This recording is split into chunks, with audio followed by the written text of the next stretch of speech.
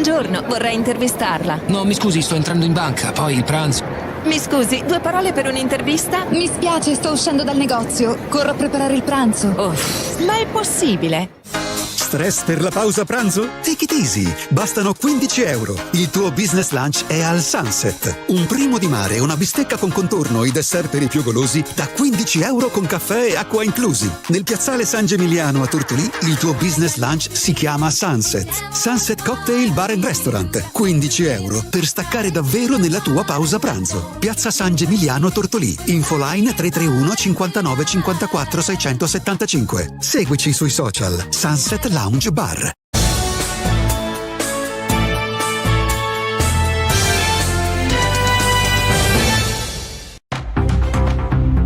Ancora buongiorno a tutti e a tutte da Federica Melis, bentornati al secondo appuntamento della mattina con Stella Dice Che, questa volta con il nostro notiziario, le news dall'Ogliastra.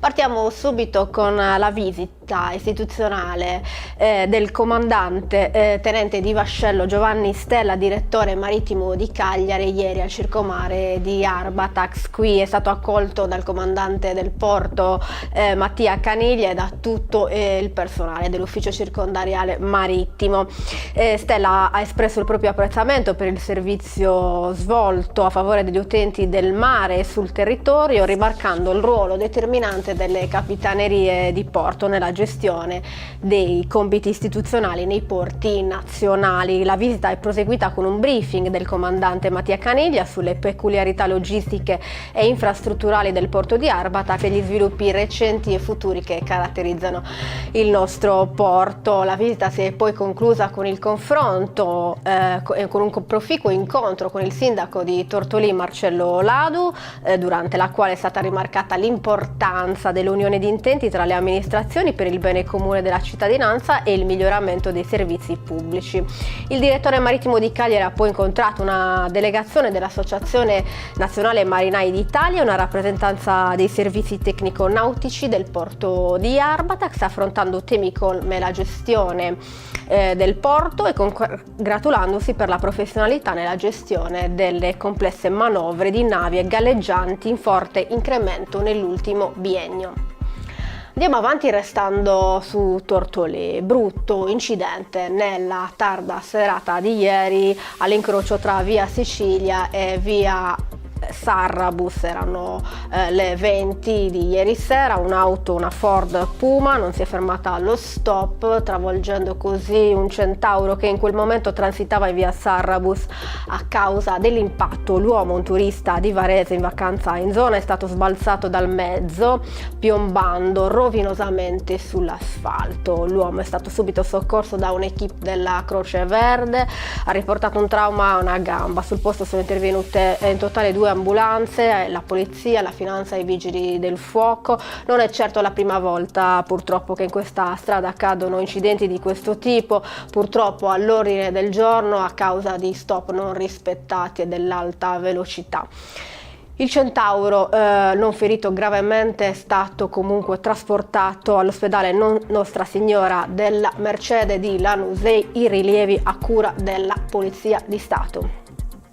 Andiamo avanti ancora su Tortolì, cure palliative, terapie della dignità. Tortolì 2 giorni, a Tortolì 2 giorni esperti provenienti da tutta la Sardegna e non solo.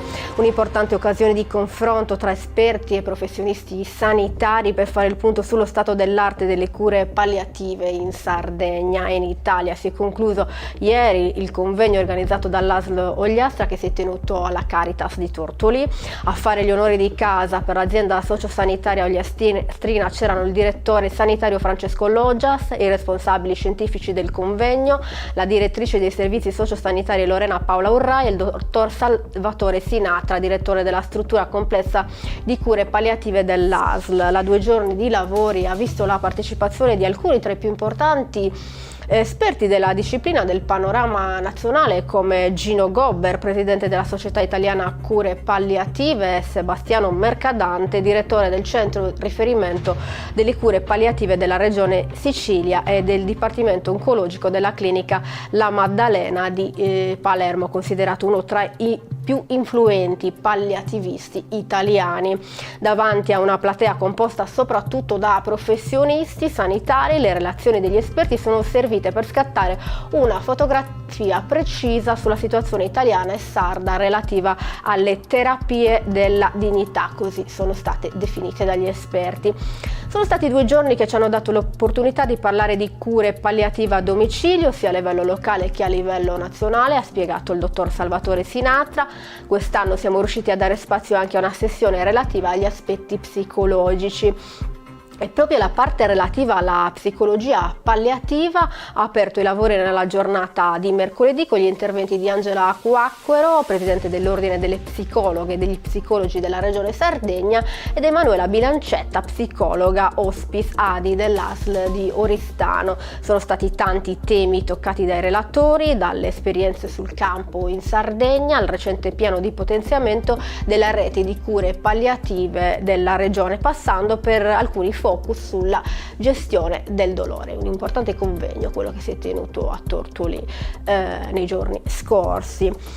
Andiamo avanti, ancora su Tortolì sono aperte le iscrizioni al corso di lingua sarda del progetto Susardu Est de Dotus. Sono aperte le iscrizioni al corso rivolto a tutta la cittadinanza e al personale delle amministrazioni comunali. Il corso sarà tenuto dal docente Ivan Marongio, si svolgerà dal 24 giugno al 24 luglio nella biblioteca comunale di Tortolì, in giorni e orari da concordare. Le lezioni, 2 a settimana, prevedono una parte teorica dedicata all'insegnamento delle regole ortografiche del sardo e una parte pratica con esercizi di traduzione e test di apprendimento.